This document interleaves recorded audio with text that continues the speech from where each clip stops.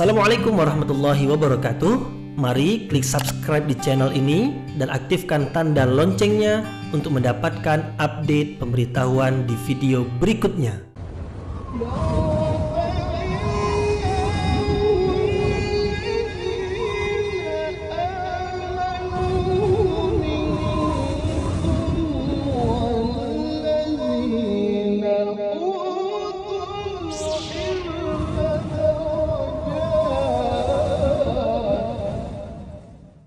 A'udzu billahi minasyaitonir rajim. Bismillahirrahmanirrahim. Assalamualaikum warahmatullahi wabarakatuh.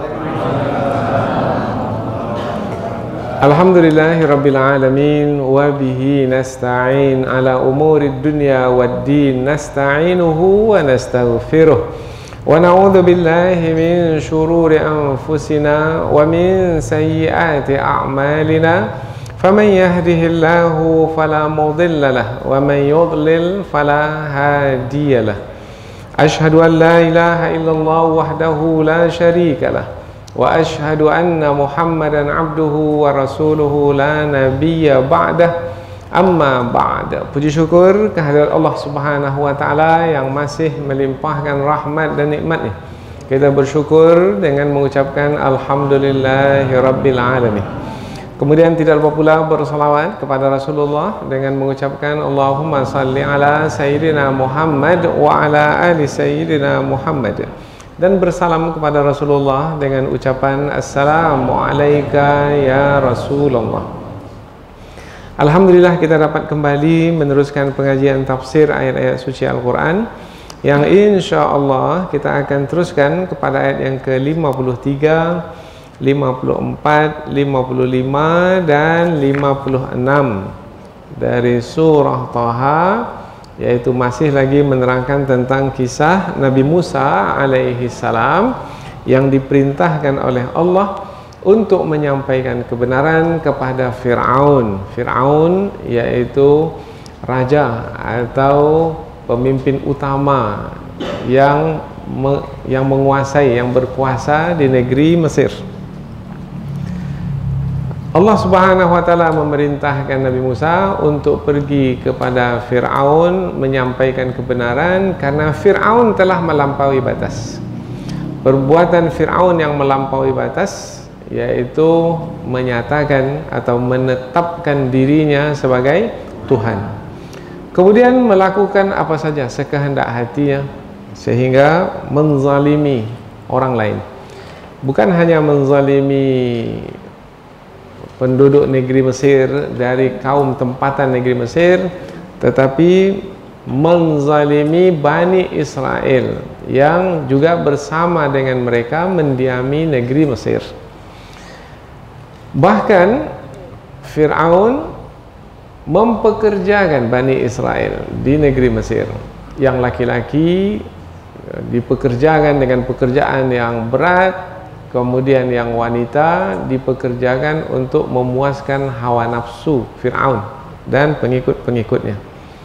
Maka Allah Subhanahu wa taala memerintahkan Nabi Musa alaihissalam untuk menyampaikan kepada Fir'aun supaya Fir'aun melepaskan Bani Israel kepada Nabi Musa alaihissalam, karena Fir'aun telah mengazab, telah menyiksa Bani Israel selama ini. Nah, ini disebutkan di dalam ayat yang sebelum ini. Kemudian ketika bertemu dengan Nabi Musa alaihi salam, Nabi Musa menyampaikan Tuhan yang sebenarnya adalah Allah, maka Fir'aun pula ingin mengetahui siapa Tuhan Nabi Musa itu. Maka ingin mendapatkan jawaban langsung dari Nabi Musa alaihi salam yang akan menjelaskan siapa Tuhan yang dimaksudkan oleh Nabi Musa alaihi salam. Maka ketika Fir'aun bertanya kepada Nabi Musa, siapa Tuhanmu wahai Musa? Nabi Musa menjawab, Tuhanku adalah yang menciptakan segala sesuatu. Apa saja yang ada di alam semesta ini adalah ciptaan Allah Subhanahu wa taala, dan memberi petunjuk, yaitu menetapkan aturan ke atas tiap ciptaan tersebut. Dengan aturan itu maka berjalanlah ciptaan itu sesuai dengan aturan sehingga mendatangkan manfaat, sehingga mendatangkan maslahat, sehingga setiap ciptaan itu memiliki kegunaan-kegunaan. Seperti langit yang dijunjungkan, bumi yang dihamparkan, udara, air, api, tanah. Kemudian pada diri manusia sendiri, Allah ciptakan tubuh itu dengan bahagian-bahagian, yaitu bahagian kepala, bahagian tangan, bahagian badan, bahagian kaki. Kemudian di bahagian kepala lagi ada lagi bahagian-bahagian pecahan, dan tiap-tiap pecahan itu adalah ciptaan Allah, memiliki kegunaan-kegunaannya tersendiri. Sudah kita terangkan sebelum ini, telinga kegunaannya, mata kegunaannya, kemudian lidah kegunaannya, gigi kegunaannya, kulit, daging, tulang, darah, dan lain sebagainya. Nah, siapa yang berkuasa untuk menciptakan semua itu dengan aturan dan berjalan ciptaan itu sesuai dengan aturan sehingga mendatangkan manfaat? Tidak ada yang lain kecuali Allah. Itulah dia Tuhanku, wahai Musa, wahai Fir'aun. Nah, kalau kamu juga mengatakan dirimu Tuhan, wahai Fir'aun, ini seakan-akan Nabi Musa mengatakan begitu. Maka adakah kamu, wahai Fir'aun, menciptakan sesuatu, kemudian menetapkan aturan pada sesuatu yang diciptakan itu? Kalau kamu tidak menciptakan apa-apa, wahai Fir'aun, maka berarti kamu bukan Tuhan. Maka kamu tidak layak untuk dipatuhi. Maka lepaskanlah Bani Israel itu bersama denganku. Karena penciptaan manusia tujuannya adalah untuk beribadah, untuk tunduk dan patuh kepada Tuhan yang menciptakan, kepada Allah Subhanahu wa Ta'ala. Maka selagi Bani Israel dalam kekuasaanmu, wahai Fir'aun, tidak akan mungkin Bani Israel itu akan menuhankan Allah Subhanahu wa Ta'ala, karena kamu akan memaksa mereka untuk ikut, untuk patuh kepada arahanmu. Maka lepaskan Bani Israel, karena Bani Israel itu dari kalangan bangsaku, yaitu dari kalangan Bani Israel, dan aku dari kalangan Bani Israel. Aku akan memberi petunjuk kepada mereka, akan menyampaikan kebenaran kepada mereka, sehingga mereka beriman kepada Allah Subhanahu wa Ta'ala. Itulah yang diperintahkan oleh Allah kepada Nabi Musa alaihi salam, yaitu menyampaikan kebenaran kepada Fir'aun dan meminta kepada Fir'aun untuk melepaskan Bani Israel. Dalam kesempatan itu juga Fir'aun bertanya kepada Nabi Musa alaihissalam, tapi pertanyaan yang sudah keluar dari konteks pembicaraan, yaitu tentang generasi yang terdahulu. Bagaimana nasib mereka? Bagaimana keadaan mereka yang juga tidak menyembah Allah Ta'ala? Mereka juga menyembah berhala, mereka juga menyekutukan Allah. Maka Nabi Musa menjawab, itu bukan urusanku. Aku tidak memiliki pengetahuan tentang generasi yang terdahulu, tapi pengetahuan itu ada di sisi Tuhanku. Dan apa yang mereka lakukan, Allah lah yang mengetahui, dan Allah lah yang akan memberikan balasan. Kalau memang mereka itu menyekutukan Allah, menyembah berhala, mengkufuri Allah Subhanahu wa Ta'ala, tidak mau menerima kebenaran, maka Allah lah yang akan memberikan hukuman, siksaan ke atas mereka. Urusanku sekarang adalah menyampaikan kebenaran kepadamu, wahai Fir'aun. Jangan bawa-bawa orang lain sekarang, kita berdua aja sekarang. Nah, kira-kira begitulah bahasa mudahnya. Maka ayat-ayat berikutnya melanjutkan tentang siapa Tuhan yang sebenarnya, supaya cukup-cukup, supaya sempurna penjelasan itu disampaikan kepada Fir'aun. Tuhan yang sebenarnya adalah yang telah menyediakan bumi ini sebagai hamparan sehingga siap untuk dihuni oleh makhluk, termasuk manusia, sehingga manusia dalam menjalankan kehidupan di bumi ini dapat menjalankannya dengan baik, dengan mudah, dengan nyaman, karena Allah telah menyiapkan segala sesuatu untuk kehidupan manusia di bumi ini. Nah, Allah yang menyiapkan. Apakah kamu, wahai Fir'aun, juga menyiapkan? Nah, itulah keinginan dari Nabi Musa alaihissalam, supaya Fir'aun itu tidak memperakui dirinya sebagai Tuhan. Kemudian juga di bumi itu ada hamparan, ada gunung, dataran tinggi, ada lembah, dataran rendah, kemudian juga ada lautan, ada sungai. Nah, meskipun bumi itu ada yang tinggi, ada yang rendah, kemudian ada berupa sungai, lautan. Tetapi Allah Subhanahu wa taala, Tuhanku wahai Firaun, ini penjelasan Nabi Musa kepada Firaun.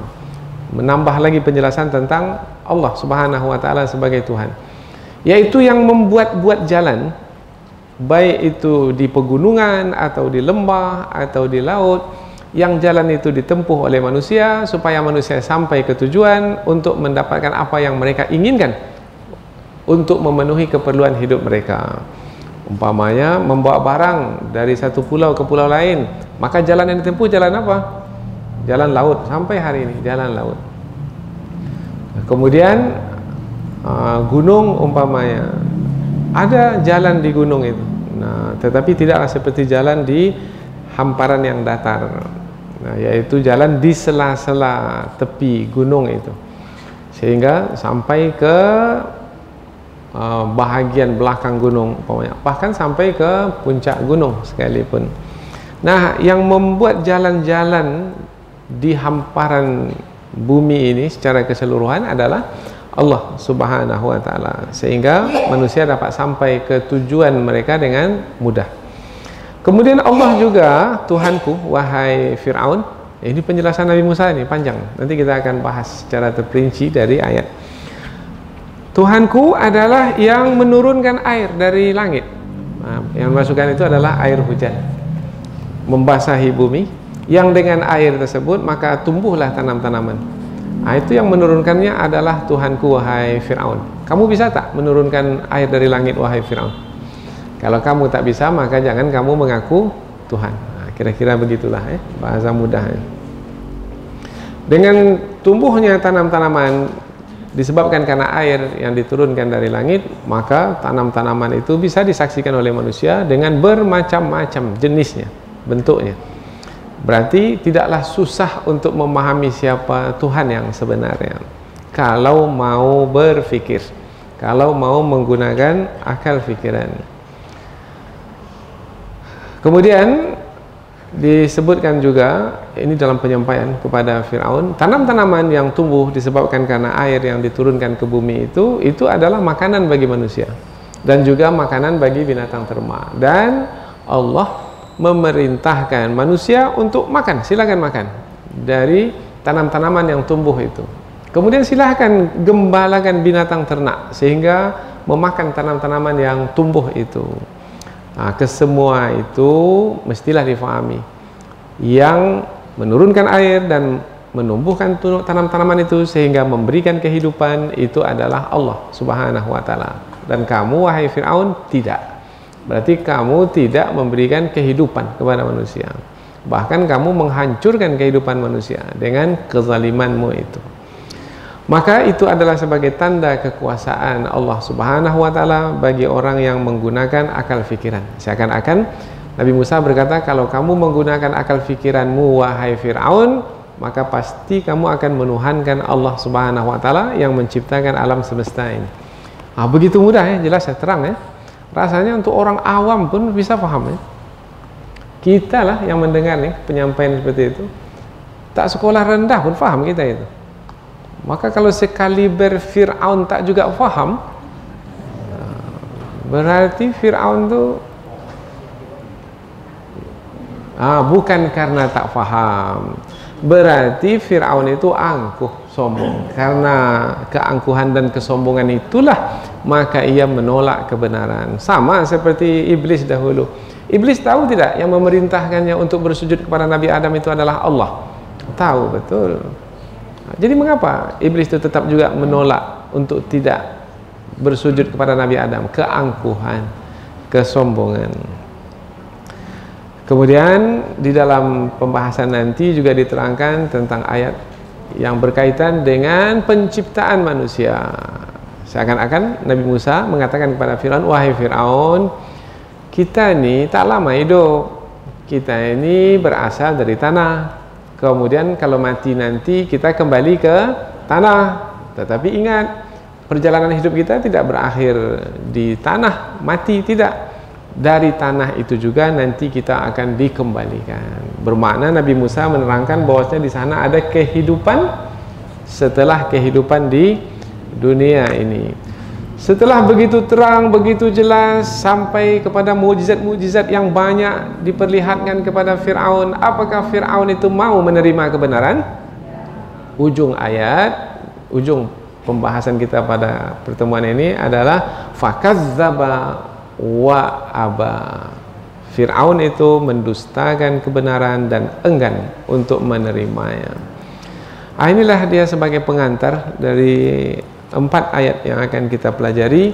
Masih lagi tentang kisah Nabi Musa alaihissalam, yaitu lebih khusus tentang Fir'aun yang enggan untuk menerima kebenaran, bahkan mendustakan kebenaran itu disebabkan karena bukan tak faham, karena Nabi Musa sudah memahamkannya dengan begitu mudah, begitu jelas, terang, tetapi karena keangkuhan dan kesombongannya, Fir'aun itu mendustakan dan menolak kebenaran.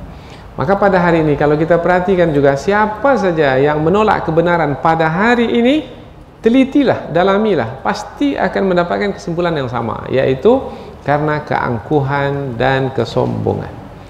Karena angkuh dan sombong itulah menolak kebenaran. Silakanlah, telitilah siapa saja. Siapa sekarang yang menolak kebenaran nih? Yang angkuh betul siapa ini? Yang berlaku zalim sekarang ini siapa? Cobalah perhatikan, maka akan mendapat jawaban yang sama, yaitu angkuh, sombong. Padahal tidak menciptakan apa-apa, tidak mengatur alam semesta ini karena tak punya kuasa dalam mengatur alam semesta ini. Kemudian apabila tidak punya kuasa ke atas alam semesta, kemudian tidak pula mau tunduk dan patuh kepada pencipta alam semesta yang sebenarnya, maka itu adalah keangkuhan dan kesombongan. Biasanya dari keangkuhan dan kesombongan itulah berlaku kezaliman. Inilah 4 ayat yang akan kita pelajari insyaAllah. Sebagaimana biasa, kita akan membaca ayat terlebih dahulu. Mengapa kita membaca? Kita ingin mendapatkan pahala dari setiap huruf yang kita baca. Kemudian kita terjemahkan. Mengapa kita menterjemahkan? Supaya kita dekat dengan ayat sebelum kita membahaskannya. Allah Subhanahu wa taala berfirman, A'udzubillahi minasyaitonirrajim. Bismillahirrahmanirrahim. Alladzi ja'ala lakumul arda mahdan wa salaka lakum fiha subula wa anzala minas samaa'i ma'an fa akhrajna bihi azwajan min nabatin shatta kulu war'au an'amakum inna fi dzalika laayatin liulin nuha minha khalaqnakum wa fiha nu'idukum wa minha nukhrijukum taratan ukhra wa laqad araynahu ayatina kullaha fakadzdzaba wa aba. Allah Subhanahu wa taala berfirman, alladzi, yang dimasukkan di sini, yang itu adalah Allah. Allah Tuhan Nabi Musa alaihi salam, karena Nabi Musa menjelaskan tentang Tuhannya yang ditanyakan oleh Fir'aun. Ja'ala, yang menjadikan, lakum, bagi kamu, al-arda, bumi, mahdan, sebagai hamparan, wasalaka, dan menjadikan, lakum, bagi kamu, fiha, di bumi tersebut, subulan, jalan-jalan untuk ditempuh. Wa anzala, dan Allah menurunkan, minas sama, dari langit. Maksud dari langit ini dari arah langit, ma'an, air, fa akhrajna bihi, lalu kami keluarkan dengannya, dengan air tersebut, azwajan, azwajan maknanya bermacam-macam, min nabatin, dari tanam-tanaman, syatta, yang beraneka ragam. Kulu, makanlah, war'au, gembalakanlah, an'amakum, binatang ternakmu, inna, sesungguhnya, fi dzalika, dalam perkara itu, yang telah dijelaskan itu la ayatin, sungguh sebagai tanda kekuasaan Allah, li ulin nuha, bagi orang-orang yang memiliki akal fikiran. Minha dari bumi itu atau dari tanah itu, khalaqnakum, kami menciptakan kamu, wa fiha nu'idukum, dan ke dalamnya kami akan mengembalikanmu. Maknanya ke dalam bumi itu, maknanya kamu akan dimasukkan ke dalam bumi. Wa minha, dan darinya, dari bumi itu, nukhrijukum, kami akan mengeluarkan kamu, taratan ukhra, pada kali yang lain. Ini maknanya kebangkitan nanti setelah kiamat. Ayat berikutnya, walaqad arainahu, dan sesungguhnya kami telah memperlihatkan kepadanya, kepada Fir'aun, ayatina, tanda-tanda kekuasaan kami, kullaha, semuanya, fakadzdzaba, maka dia Fir'aun mendustakan, wa aba, dan enggan untuk menerima kebenaran, mendustakan kebenaran dan enggan untuk menerimanya. Kita baca dari awal langsung. Dialah Allah yang menciptakan bagimu bumi sebagai hamparan dan menjadikan bagimu jalan-jalan yang akan ditempuh, dan menurunkan dari langit air, lalu kami keluarkan dengannya bermacam-macam aneka tanam-tanaman. Makanlah dan gembalakanlah binatang ternakmu, sesungguhnya dalam perkara itu adalah sungguh tanda kekuasaan Allah bagi orang-orang yang memiliki akal fikiran. Dari tanah itu kami menciptakan kamu, dan kepada tanah itu kamu dikembalikan, dan dari tanah itu kami mengeluarkanmu pada kali yang lain. Dan sesungguhnya kami telah memperlihatkannya kepada Fir'aun tanda-tanda kekuasaan kami semuanya,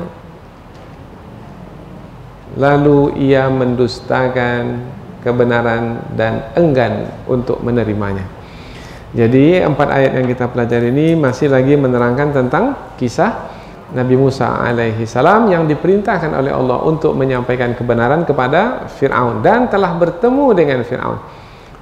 Dan dalam pertemuan itu Fir'aun bertanya kepada Nabi Musa, siapa Tuhanmu wahai Musa? Maka Nabi Musa menjawab dengan penjelasan yang sangat panjang sekali, yang penjelasan tersebut sebenarnya menjelaskan dengan sangat terang sekali siapa Tuhan Nabi Musa yang sebenarnya, yaitu siapa Allah yang sebenarnya, yaitu pencipta alam semesta ini, yang meletakkan aturan dalam setiap ciptaan sehingga ciptaan itu memberikan manfaat, kegunaan. Kemudian apa saja yang diperlukan oleh manusia dalam kehidupan, sebenarnya Allah lah yang memberikannya semua. Bumi yang dihamparkan, kemudian jalan-jalan yang mudah untuk ditempuh sehingga manusia dapat berpindah dari satu tempat ke tempat yang lain, kemudian air yang diturunkan dari langit sehingga tumbuh tanam-tanaman, kemudian mendapat manfaat manusia dari ciptaan Allah tersebut. Bukan hanya manusia tetapi juga binatang ternak, yang binatang ternak itu juga akan bermanfaat pula bagi manusia. Kesemuanya itu yang melakukannya adalah Allah Subhanahu wa ta'ala. Maka apabila Allah Tuhanku yang melakukan semua itu, wahai Fir'aun, maka apakah kamu juga melakukannya? Kalau kamu tidak melakukannya, berarti kamu bukan Tuhan, karena kamu tidak punya kuasa apa-apa. Tuhan yang sebenarnya Tuhan adalah yang memiliki sifat sempurna. Nah, sifat sempurna Tuhan itu adalah berkuasa yang kuasanya tidak terbatas, yang berkehendak-kehendaknya di atas segala sesuatu, yang maha mengetahui apapun yang berlaku. Kemudian Tuhan yang sebenarnya Tuhan adalah Tuhan yang berkuasa bukan hanya ketika di dunia ini saja, tetapi juga ketika di akhirat nanti, yaitu membangkitkan manusia kembali dan memberikan balasan untuk selama-lamanya. Inilah dia pesan yang disampaikan kepada Fir'aun, yaitu kebenaran yang pokok, yang penting dalam hidup, yang sebenarnya dakwah pada hari ini pun juga seperti itu. yang disampaikan oleh Rasulullah pun juga seperti itu. Maka sepanjang masa sebenarnya kebenaran yang disampaikan oleh para penyampai kebenaran itu adalah sama, yaitu mulai dari Nabi Adam alaihissalam, Nabi Nuh, Nabi Hud, Nabi Saleh, Nabi Ibrahim, Nabi Musa, Nabi Muhammad, dan sampai kita pada hari ini, yaitu menyampaikan Tuhan yang sebenarnya itu siapa. Kemudian nanti selepas dunia ini ada akhirat sebagai hari pembalasan. Nah, itu saja. Dua itu yang paling penting, paling pokok. Nah, apabila manusia memahami, mengerti bahwasanya Tuhan yang sebenarnya adalah Allah, maka tidak ada alasan untuk tidak beriman. Kemudian apabila mempercayai bahwasanya di sana ada hari akhirat, hari pembalasan, maka beramallah sesuai dengan syariat yang telah Allah turunkan, pencipta manusia. Yaitu kalau dah pada masa Nabi Musa melalui kitab suci apa yang diturunkan kepada Nabi Musa? Taurat. Dalam Taurat itu ada syariat Allah yang telah diturunkan. Kepada Nabi Isa dahulu kitab Injil. Kepada Nabi Muhammad sampai ke manusia akhir zaman ini dan dijaga, dipelihara kitab suci tersebut, yaitu Al-Quran. Nah, maka apabila ingin berbekal untuk kehidupan sehingga mendapat kehidupan yang sebenarnya, yang sejati di hari akhirat kelak, maka ikutilah syariat atau aturan yang telah Allah turunkan melalui kitab suci. Jadi kebenaran yang disampaikan di sepanjang masa dari dahulu hingga sekarang adalah sama, dan persoalan yang sama juga muncul, yaitu manusia terbagi menjadi dua. Ada yang mau menerima kebenaran tersebut dan ada yang menolak kebenaran tersebut. Dahulu pada masa Nabi Musa terbagi dua. Pada masa Nabi Muhammad terbagi dua juga. Pada masa sekarang juga ada yang mau menerima kebenaran, ada yang enggan menerima kebenaran. Ada yang membenarkan kebenaran, ada yang mendustakan kebenaran. Fir'aun mendustakan kebenaran dan menolaknya. Maka jangan seperti itulah dia contohnya. Penyampaian ini adalah tujuannya adalah kita untuk mengambil pelajaran. Kemudian juga penyampaian ini pada masa Nabi Musa alaihi salam dahulu, kemudian disampaikan kepada Nabi Muhammad supaya jangan sampai ada Fir'aun lagi selepas Fir'aun yang dahulu tuh. Cukuplah Fir'aun yang dulu tu aja. Kemudian mati dia di dalam laut, ditenggelamkan dalam laut. Jangan sampai muncul lagi Fir'aun selepas Fir'aun yang telah ditenggelamkan itu. Tapi rupanya ada saja Fir'aun setiap zaman. Hari ini ada Fir'aun. Ada. Siapa Fir'aun hari ini? Ya, kita bahas ayat kita. Allah Subhanahu wa taala berfirman, ayat yang ke-53. Alladzi ja'ala lakumul arda mahda. Dialah Allah Subhanahu wa taala, Tuhanku wahai Firaun, adalah yang menjadikan bagimu bumi ini sebagai hamparan. Bagimu di sini bukan bagimu Firaun saja, karena kata kum itu kepada ramai orang. Bermakna kepadamu wahai Firaun, kepada pembesar-pembesarmu, kepada pengikut-pengikutmu, kepada manusia seluruhnya. Nah, Tuhanku itulah yang menjadikan bumi yang dihuni oleh manusia ini sebagai hamparan. Kata hamparan di dalam ayat ini mahdan. Mahdan ini sebenarnya kalau disebut hamparan, biasanya kita memahami hamparan itu datar ya. Tapi kata mahdan itu sebenarnya bukan hamparan yang bermakna datar, tetapi hamparan yaitu manusia ketika berada di hamparan tersebut menjadi kokoh atau menjadi kuat atau menjadi tercukupkan untuk menjalankan kehidupan. Ya, mahdan. Jadi apa saja keperluan yang diperlukan oleh manusia ketika berada di bumi ini, mendiami bumi ini, tercukupkan oleh bumi itu. Nah, itu mahdan. Biasanya kata mahdan ini kita pakai juga, umpamanya ada peribahasa Arab, tuntutlah ilmu dari buayan ya, sampai ke, nah bahasa Arabnya adalah utlubul ilma minal mahdi. Ini ada kata mahdi, mahdan. Tapi jangan terjemahkan pula buayan. Karena mahdan di sini sebenarnya adalah tempat yang disiapkan untuk anak kecil yang tidak bisa berbuat apa-apa. Dia hanya terbaring tertelentang saja. Nah, tempat anak kecil itu disebut mahdun, hamparan. Mengapa dihamparkan? Karena anak kecil itu tidak bisa berbuat apa-apa. Kemudian apabila diletakkan di tempat sembarangan, kemudian ada umpamanya binatang yang berbisa akan datang, anak kecil itu tak bisa buat apa-apa. Nah, maka diamankanlah anak kecil itu. Di mana diamankan? Di hamparan. Hamparan. Yang hamparan itu adalah untuk mencukupkan keperluan anak kecil itu sehingga ia selamat, sehingga ia aman dari sebarang apa yang akan mengganggunya. Nah, jadi kata mahdan itu adalah tempat yang di tempat itu dicukupkan seluruh keperluan sehingga manusia terbebas atau terselamat dari setiap gangguan kehidupan. Nah, jadi manusia dimanapun dia berada itu mahdan. Jadi jangan difahami mahdan itu adalah di dataran yang datar saja, enggak. Di atas gunung itu juga mahdan. Kalau ada yang bertempat tinggal di lembah, itu pun juga mahdan. Ada juga kampung air. Kampung air itu di mana? Di atas sungai. Nah, di atas sungai itu pun juga mahdan. Tetapi mungkin kita yang biasa di darat mungkin tidak nyaman untuk berada di atas air. Tapi orang yang sudah biasa hidupnya dari kecil di atas air malah tak nyaman pula kalau berdiam di darat. Nah, maka mahdan itu sebenarnya jangan difahami hamparan bermakna datar, tetapi maknanya adalah tempat yang disediakan oleh Allah, yang di tempat itu apabila manusia mendiaminya dicukupkan seluruh keperluannya sehingga terjauh dari gangguan, seperti tempat yang disediakan untuk anak kecil. Nah, itulah makna mahdan.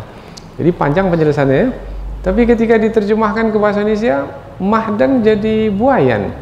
Nah, tapi boleh juga lah, karena buayan itu juga tempat kalau diletakkan anak di buayan aman, binatang yang berbisa tidak bisa sampai ke situ. Kemudian buayan tempatnya ya nyaman lah, ya ada angin di situ karena diperlukan juga oleh anak sehingga anak tidak gelisah, tidak panas. Nah, maka bolehlah mahdan. Tetapi sebenarnya makna mahdan itu adalah tempat yang didiami, yang di tempat itu dicukupkan seluruh keperluan. Nah, siapa yang bisa melakukan pekerjaan yang sempurna itu, yaitu tempat sehingga di tempat itu semua keperluan manusia tercukupkan? Kamu wahai Fir'aun bisa seperti itu? Tidak. Kalau kamu tak bisa, berarti kamu bukan Tuhan. Wasalaka lakum fiha subula. Dan Allah, Tuhanku wahai Fir'aun, adalah yang memudahkan jalan untuk ditempuh di permukaan bumi itu. Di permukaan bumi itu ada laut, tapi ada jalan, sehingga kapal layar bisa bergerak. Kemudian di muka bumi itu ada lembah, tetapi manusia bisa berjalan. Apalagi sekarang manusia sudah hebat dalam membuat jalan antara satu tebing ke tebing yang berikutnya. Nah, cobalah lihat di mana di sini antara Sumatera Barat dengan Riau, kilo 9. Tak ada lagi makna lembah itu. Manusia nyaman di situ.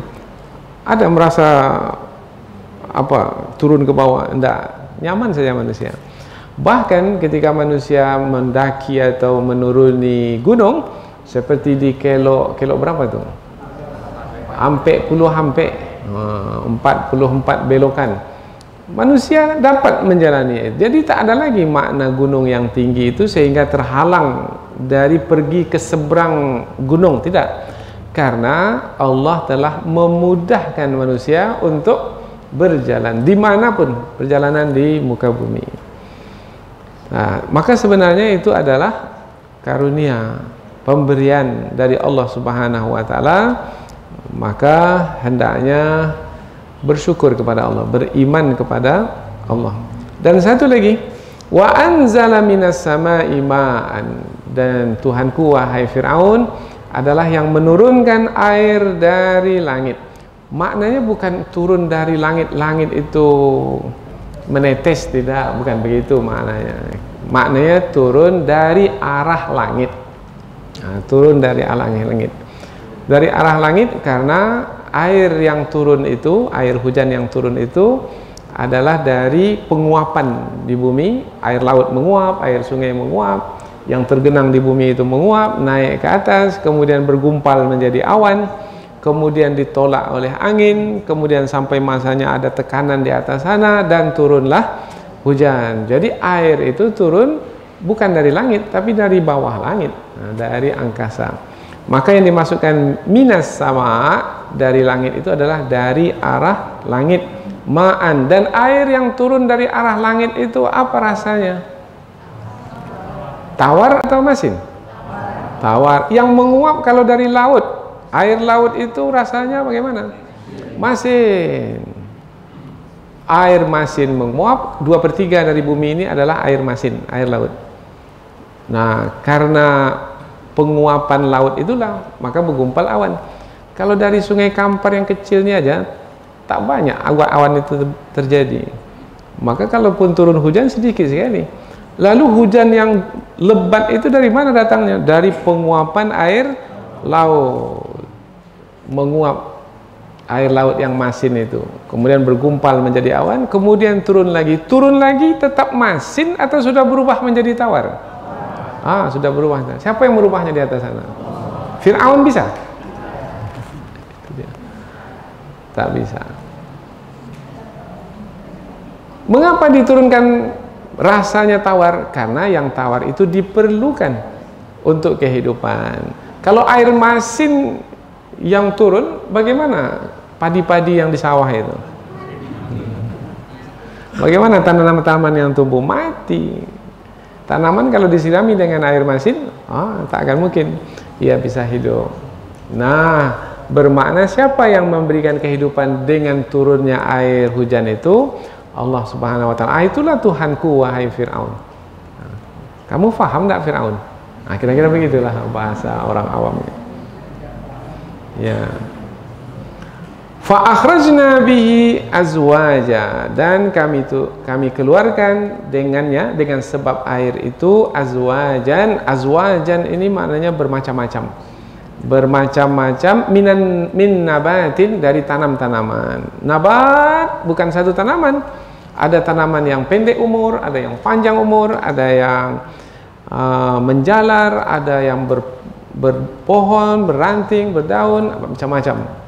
Kemudian bentuknya lagi juga demikian. Syatta ini beraneka ragam. Tengok bunga sajalah, ada bunga yang warnanya, ada yang berwarna putih, ada yang berwarna merah, ada yang berwarna ungu, ada yang berwarna macam-macam warna. Yang menyirami bunga yang bermacam-macam itu satu, air juga. Jatuh ke bunga ini bunga merah, jatuh ke bunga ini air yang jatuh itu air yang sama, tapi warna bunganya berbeda-beda, beraneka ragam. Ini kuasa siapa ini? Hei Fir'aun, bukalah mata. Nah, ini kuasa siapa wahai Fir'aun? Kuasa kamu? Tidak. Kalau kamu tak berkuasa berarti kamu bukan Tuhan. Ini kita mudahkan seperti itulah. Tapi taklah seperti itu Nabi Musa menyampaikan, ya. Nah, karena ya penyampaian yang ini adalah penyampaian untuk memudahkan pemahaman. Coba kita lihat lagi, ketika Allah menyebut Allah menurunkan hujan, Allah menggunakan kata dia untuk satu orang. Wa anzala minas sama'i ma'an, dan dialah Allah yang menurunkan dari langit air hujan. Kalau dia bermakna satu orang, dia Allah. Tapi ketika Allah menyebut fa akhrajna bihi, padahal di ayat yang sama, sambungannya saja, bukan dipisah pada ayat yang lain, tidak. Lalu kami keluarkan. Kalau disebut kami bermakna apa yang difahami dari kata kami? Beda dengan dia, kami apa? Kalau dia satu orang, kalau kami banyak orang. mengapa untuk menurunkan hujan Allah menggunakan kata dia? Dialah Allah yang menurunkan air hujan dari langit. Dan untuk mengeluarkannya, tanam-tanaman dari bumi itu Allah menggunakan kata kami. Lalu kami keluarkan. Maka dalam tafsir disebutkan penjelasannya. Karena dalam penurunan hujan tak ada campur tangan makhluk di dalam penurunan hujan. Sampai hari ini tak ada. Ada juga makhluk ini mencoba-coba untuk menurunkan hujan. Dibuatnya pembenihan awan di atas sana. Nah, pembuat pembenihan awan karena sudah kemarau panjang, maka berlegarlah helikopter di atas sana. Kemudian buatlah hujan buatan. Dah banyak uang habis, hujan pun tak turun. Nah, apa sebab? Sebab sebenarnya yang punya kuasa mutlak dan satu-satunya yang berkuasa, tak ada campur tangan siapapun dalam penurunan hujan, hanyalah Allah. Maka digunakan kata dia. Tapi ketika lalu kami tumbuhkan tanam-tanaman, karena dalam penumbuhan tanam-tanaman ada campur tangan manusia dalamnya, yaitu yang meletakkan bibit ke dalam tanah, manusia. Yang menyiramnya kalau tak cukup dengan air hujan, manusia. Kemudian yang menyianginya, manusia. Kemudian yang menyemprotnya dengan obat anti hama umpamanya adalah manusia. Nah, Allah mau menghargai usaha manusia itu, maka digunakanlah kata kami. Padahal sebenarnya usaha manusia itu pun bukan menentukan. Andaikan manusia tidak menetapkan bibit pun, tidak menyiram pun, tidak menyemprot hama pun, tanpa campur tangan manusia, lihat pohon-pohon yang di hutan sana tumbuh, berbuah juga. Tetapi karena Allah ingin menghargai usaha manusia, maka kata dia tadi berganti menjadi kata kami, supaya manusia ikut serta sekali. Tapi tetap juga yang menentukannya adalah Allah Subhanahu wa ta'ala. Kulu, maka makanlah. Setelah tahu bahwasanya semua ini adalah dari Allah, maka makanlah. Bermakna yang dimakan itu adalah pemberian Allah. Wahai Fir'aun, yang kamu makan itu pemberian Allah. Bagaimana pula kamu melupakan, meninggalkan dan menolak keberadaan Allah Subhanahu wa ta'ala? Betul-betullah kamu ini itu kalau mau dilanjutkanlah, lanjutkanlah tuh. War'au an'amakum, war'au, dan gembalakanlah an'amakum, karena binatang ternak itu juga pada akhirnya adalah yang diperlukan juga oleh manusia sebagai makanan. Tapi binatang ternak itu bisa hidup, bisa berkembang biak adalah karena makanan. Makanan itu adalah tanam-tanaman, yang tanam-tanaman itu tumbuh disebabkan karena air. Siapa yang menurunkan air tersebut? Itu dia. Sudah jelas, sudah terang, maka penutup ayat adalah inna fi dzalika laayatil liulin nuha.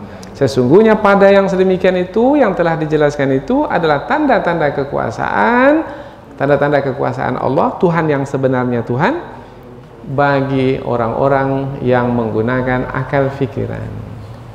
Sebenarnya kata ulin nuha, an-nuha dari kata nuhyah. Nuhyah itu maknanya adalah melarang. Nah, ulin nuha, tapi mengapa sampai tadi kepada terjemahan orang-orang yang berakal? Karena biasanya orang yang berakal menggunakan akalnya, maka dia akan melarang dari melakukan perbuatan yang buruk, yang tercela. Nah, di antara perbuatan yang paling buruk, paling tercela adalah menolak keberadaan Allah Subhanahu wa ta'ala dalam kehidupan ini. Maka wahai Fir'aun, kalau memang yang kamu adalah ulin nuha apa tadi? Yang memiliki akal, yang akal itu mencegahmu dari melakukan perbuatan yang buruk, maka jangan kamu menyatakan dirimu sebagai Tuhan. Itu perbuatan buruk itu. Nah, jadi Orang yang berakal adalah orang yang menggunakan akalnya sehingga dengan akalnya itu akan mencegahnya dari melakukan perbuatan yang buruk. Jadi siapa orang yang berakal? Orang yang punya kemampuan di dalam mencegah perbuatan buruk untuk dilakukan. Kalau ada juga orang yang melakukan perbuatan yang buruk, berarti orang itu adalah orang yang tidak ulin nuha, tidak orang yang berakal. Jadi dalam Al-Quran itu ada istilah ulil albab, ada juga istilah ulin nuha. Ini sama, tetapi penjelasannya berbeda. Ulin nuha, orang yang menggunakan akal, dengan akalnya itu ia mencegah keinginan hawa nafsunya dari melakukan keburukan. Itu ulin nuha, itu orang yang berakal. Kalau mengikuti hawa nafsu bermakna bukan ulin nuha, karena dia tidak mencegah, ada kata mencegah dari mengikuti hawa nafsu yang menyuruh melakukan keburukan. Kalau ulil albab, albab itu dari kata lubbun. Lubbun itu inti. Orang yang ulil albab, orang yang berakal, ulil albab, tidak melihat secara kulit zahir di permukaan, tetapi sampai kepada isi inti. Jadi ulil albab itu tak tertipu dengan bungkusan, karena yang menjadi tumpuannya adalah isi di dalam. Kalau beli limau, beli jeruk, yang akan kita makan itu apanya? Isinya, yang kulitnya. Nah, ya, tetapi isi itu di mana? Isi itu di dalam. Nah, kalau isi itu di dalam, bermakna yang penting itu adalah yang di dalam, maka dia tidak terpengaruh dengan kulitnya. Umpamanya ada limau kulitnya rusak, isinya bagus. Yang satu lagi kulitnya bagus, isinya rusak. Pilih yang mana? Wahai ulil albab. Nah, itu dia. Karena yang akan kita makan itu adalah isinya, maka akan mengambil yang bagus isinya itu, karena melihat kepada isi, tidak melihat kepada kulit. Ya, begitu juga kita sebenarnya ulil albab itu ketika ada calon menantu yang datang umpamanya, ulil albab itu melihat kepada penampilan calon menantu itu, oh ini dia bawa kendaraan bagus ini, karena penampilannya itu. Jangan lihat kepada calon menantu itu orangnya itu seperti apa sebenarnya. Hakikatnya itu yang di inti dari orangnya itu. Yaitu betul-betul dia anak yang soleh atau tidak. Kalau dia bawa kendaraan boleh jadi rental, pinjamnya punya kawannya. Kemudian boleh jadi bentuk rupanya itu hanyalah bungkusan saja. Maka cari tahu sebenarnya perangai dia itu seperti apa, kelakuan dia seperti apa, kepribadian dia seperti apa. Melihat kepada kepribadian itu namanya ulil albab. Woi, ganteng betul lah, sesuai untuk jadi. Ini bukan ulil albab, nanti tak kicuah di nantarang. Rupanya rancak di labuah saja. Rupanya setelah 1-2 minggu nampak perangai aslinya, barulah kecewa ketika itu. Maka ulil albab dia pergi ke lub, yaitu ke inti, tidak ke kulit. Begitu juga lah makna ulin nuha ini, yaitu yang menggunakan akal fikiran, yang akalnya itu mencegahnya dari mengikuti kehendak hawa nafsu. Maka kamu wahai Fir'aun, kalau kamu manggil kamu adalah termasuk ulin nuha, ini banyak tanda-tanda kekuasaan Allah sudah kujelaskan kepadamu. Kalau manggil kamu ulin nuha yang memiliki akal, maka jangan ikuti kehendak hawa nafsumu. Sombong itu adalah mengikuti kehendak hawa nafsu. Kemudian diingatkan bukan hanya tentang kehidupan yang sedang dijalani, tapi kehidupan yang akan terus dilalui, yaitu selepas ini kamu nanti mati wahai Fir'aun. setelah mati nanti kamu akan dibangkitkan kembali oleh Fir'aun. Maka kalau kamu sekarang ini tidak mengikuti kebenaran, menerima kebenaran, nanti kamu akan menyesal, wahai Fir'aun, penyesalan yang abadi. Nah, jangan salahkan aku sudah sampaikan ini kebenaran kepadamu. Nah, sebenarnya kamu bersyukur dengan kedatanganku ini kepadamu. Ke istana pula nih aku lagi nih. Sebenarnya kamu yang cari aku, wahai Fir'aun.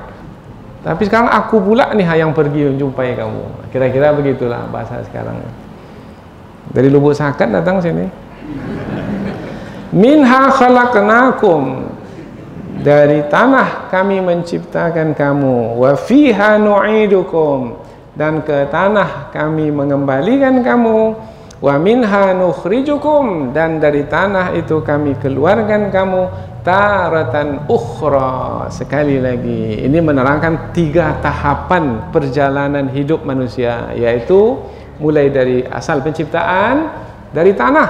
Ini membawa ke kejadian yang pertama, yaitu penyebutan ini membawa kita ke kejadian Nabi Adam alaihissalam, yaitu diciptakan dari tanah. Tapi ada juga ulama tafsir menyebutkan tak salah kalau dibawa kepada penciptaan kita pada hari ini. Apa sebab?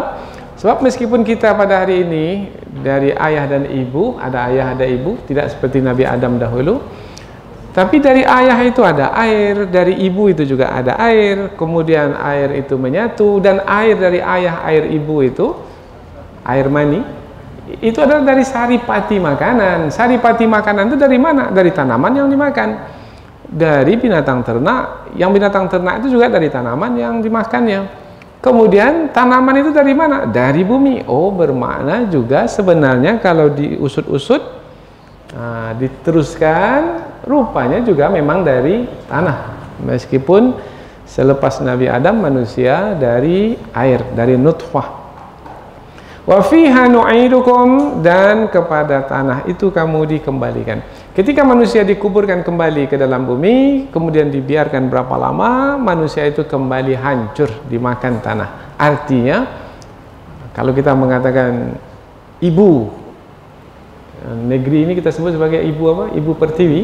Nah, ibu inilah yang mengandung kita. Kemudian ibu itu mengeluarkan kita, berada di permukaan bumi. Nanti ibu itu akan mengandung kita kembali, dikandungnya kita di dalam perut kembali. Nanti di hari berbangkit dikeluarkannya kembali. Nah, ketika bumi itu adalah tanah, unsur tanah, kemudian kita dimasukkan ke dalam bumi dan kita adalah diciptakan dari unsur tanah itu, maka kembalilah kita ke asal. Tapi sekarang ini kita ini apakah seperti tanah bumi yang kita diami? Badan kita sekarang ini? Tidak. Kalau unsur-unsurnya iya, unsur-unsurnya iya. Tapi sekarang ini bau kita ini bau tanah atau tidak? Tapi sudah berbau tanah nih Ustaz. Dah umur 70-80 ini dah berbau tanah. Nah, enggak, maksud kita itu adalah bau kita ini memanglah tidak seperti, karena sudah melalui proses-proses perubahan-perubahan. Dari setetes air menjadi segumpal darah, menjadi sebongkah daging, kemudian ada tulang belulang, kemudian diselimutkan kulit, kemudian ditiupkan ruh. Nah, ketika ditiupkan ruh ke dalam badan ini, dengan badan yang sudah ada ruh dalamnya itu, terjagalah proses ini.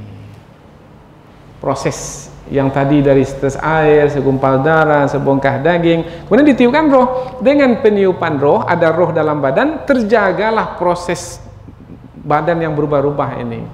Ketika roh itu dikeluarkan, dicabut kembali, maka proses itu dikembalikan ke asalnya. Maka apa yang pertama kali berubah? Kulit, dari luar balik kulit, daging, kemudian tulang kembali, habis sudah kembali ke asal. Itulah dia kita ini. Jadi Nabi Musa itu mengingatkan, hei Fir'aun, setinggi apapun kedudukanmu, sehebat apapun kekuasaanmu, ini yang akan kamu jalani. Maka mengapa kamu mesti menyombongkan diri? Dan kamu akan dikembalikan nanti adalah untuk dibangkitkan, untuk menerima pembalasan. Walaqad arainahu ayatina kullaha, dan sesungguhnya kami telah memperlihatkan kepada Fir'aun itu tanda-tanda kekuasaan kami semuanya. Semua yang ada di alam semesta ini adalah tanda kekuasaan Allah. Banyak sekali tanda kekuasaan Allah ini, jutaan banyaknya ini. Apakah yang jutaan ini semuanya diperlihatkan kepada Fir'aun? Tidak. Yang dimaksudkan dengan kami telah memperlihatkan kepadanya tanda-tanda kekuasaan kami semuanya, semua tanda-tanda kekuasaan Allah berupa mukjizat yang diberikan kepada Nabi Musa. Ada berapa mukjizat Nabi Musa?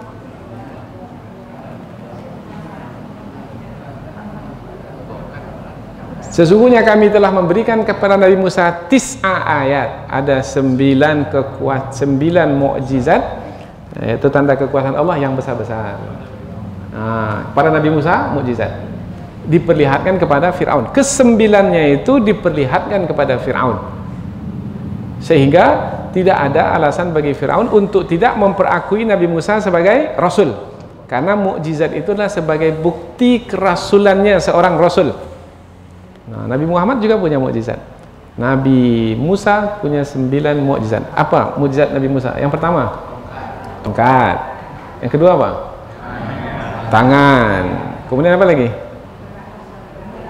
Nah, yang terdapat dalam Al-Quran itu, wa arsalna alaihimu taufan.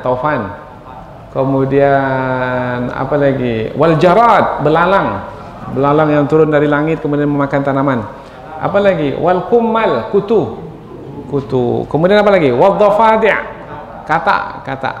Setelah itu apa lagi? Darah. Wadam, air berubah menjadi darah. Di mana-mana air berubah menjadi darah.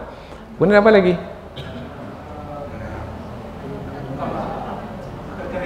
Kekeringan panjang, as-sinin namanya ya, yaitu kekeringan panjang. Apa lagi? Belah laut. Nah, masalah belah laut ini ada yang memasukkannya ke tongkat tadi. Nah, tapi ada yang tidak memasukkannya. Apa sebab? Sebab ketika laut itu terbelah, memang tongkat dipukulkan. Ketika laut itu bertaut, itu tongkat tidak dipukulkan lagi. Kemudian ada lagi yang lain sebenarnya, tapi masuk kepada yang 9 ini. Umpamanya memukulkan tongkat ke batu, kemudian pancar air. Kemudian tongkat dilemparkan, berubah menjadi ular. Oh, jadi banyak jadinya ya. Nah, tapi disebutkan kalau dikumpul-kumpul, terkumpul pada 9 tanda kekuasaan. 9 itu sedikit atau banyak? Tak juga terbuka mata tuh. Terbuka mata Fir'aun. Sudah 9 tanda kekuasaan Allah bermacam-macam, tak juga terbuka hatinya untuk beriman. Bagaimana sikap Fir'aun itu? Fakadzdzaba, maka dia mendustakan, wa'aba, mendustakan kebenaran dan menolak kebenaran. Dusta itu apa dusta? Ya bohong, ya bohong, pengicuah, ya, kecoh umpamanya. Dusta itulah sesuatu yang tidak ada wujudnya, itu dusta. Yang ada wujud sebenarnya itu adalah benar. Lawan dusta itu adalah benar. Umpamanya perkataan dusta, perkataan yang tak ada wujud sebenarnya. Umpamanya Fir'aun mengatakan dirinya sebagai Tuhan. Apakah betul dia sebagai Tuhan? Tidak, itu dusta. Yaitu tak ada keadaan yang sebenarnya, realita yang sebenarnya manusia sebagai Tuhan itu tak ada. Yang ada itu adalah Tuhan yang sebenarnya, adalah kenyataan yang sebenarnya adalah pencipta langit dan bumi. Allah sebagai Tuhan itu memang, itulah dia yang sebenarnya. Tapi kalau mengatakan malaikat Tuhan, dusta. Mengatakan patung itu Tuhan, itu dusta. Jadi dusta itu adalah mengada-adakan yang tidak ada. Jadi orang yang berkata dusta, orang yang berkata-kata, yang perkataannya itu tak ada. Tak ada apa-apa. Nah, Fir'aun itu telah mendustakan kebenaran. Bermakna kalau mendustakan kebenaran, kebenaran itu menjadi hilang. Tidak, kebenaran tetap kebenaran, karena kebenaran itu yang ada sebenarnya, yaitu Allah sebagai Tuhan itu tak akan berubah siapapun yang mendustakan. Tetapi yang mendustakan itu pada akhirnya akan terkuak sampai masanya bahwasanya ia telah mendustakan kebenaran. Kapan baru manusia tersadar bahwasanya Fir'aun itu bukan Tuhan? Kalau ada yang tertipu karena dusta Fir'aun itu, ketika Fir'aun itu tenggelam dan dia sendiri pun tak bisa menyelamatkan dirinya. Tuhan tak bisa menyelamatkan diri. Tuhan apa itu? Nah, maka terbongkarlah bahwasanya dia sebenarnya bukan Tuhan. Wa abah, dan dia enggan untuk menerima kebenaran disebabkan karena kesombongan. Masih ada sambungan lagi pada ayat berikutnya tentang kisah antara Nabi Musa dengan Fir'aun. InsyaAllah kita akan sambung dalam pertemuan yang akan datang. Subhanakallahumma wa bihamdika asyhadu an la ilaha illa anta wa astaghfiruka wa atubu ilaik. Wassalamualaikum warahmatullahi wabarakatuh.